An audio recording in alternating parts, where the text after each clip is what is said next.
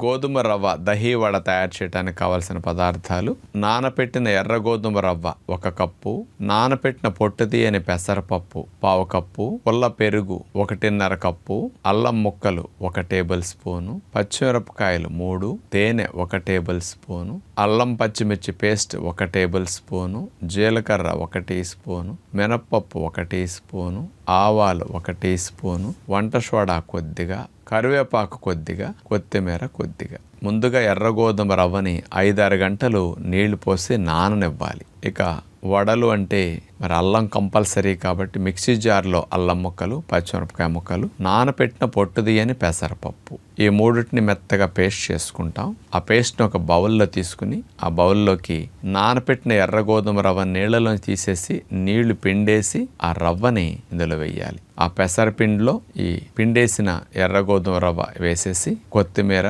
కరివేపాకు, జీలకర్ర, వంట సోడా, నిమ్మరసం, తేనె కొద్దిగా, చప్పదనం లేకుండా వడలు ఉండటం కోసం ఆ ఉప్పులేని లోటుని కవర్ చేయడానికి తేనె, నిమ్మరసం కాంబినేషన్. ఇక వడల పిండి అట్లా కలిపేసుకుని ముందుగా మరి నూనెలో వేయం కదా, ఇలా తయారు చేసుకున్న వడల పిండిని ఇడ్లీ పాత్రలో కాస్త మేగడ రాసేసి ఆ గుంటల్లో పలచగా వడలు అలా వేసేస్తాం. ఈ పాత్రని ఆవిరిలో పెట్టేసేసి వడల్ని అట్లా ఉడికించుకుంటాం. మూత పెట్టేసి ఉడకనివ్వాలి. ఒక 15 నిమిషాలు ఉడికిన తర్వాత చక్కగా ఉడికేసరికి గోధుమ రవ్వ అది ఉంది కదా, పొంగుతాయి అన్నమాట. పెసరపప్పు అది ఉంది కదా, చిన్న సైజుగా మనం పిండి వేసిన కొంచెం పెద్ద సైజు వడల్లా పొంగి ఉంటాయి. అలా ఉడికిన వడల్ని పక్కన పెట్టేసి ఈలోపు ఒక బౌల్లో గట్టి పెరుగు తీసుకుని దాన్ని మెత్తగా ఉండలు గెడ్డలు లేకుండా పెరుగునట్లా బాగా అట్లా కలిపేసుకోవాలి. అందులో జీలకర్ర పొడి, అల్లం పచ్చిమిర్చి పేస్ట్, తేనె, వీటిని పెరుగులో కలిపేసేయాలి. ఈ పెరుగుకి తాలింపు పెట్టుకుంటాం. కొద్దిగా మేకడ వేసేసి అందులో జీలకర్ర, ఆవాలు, వంట సోడా కొద్దిగా,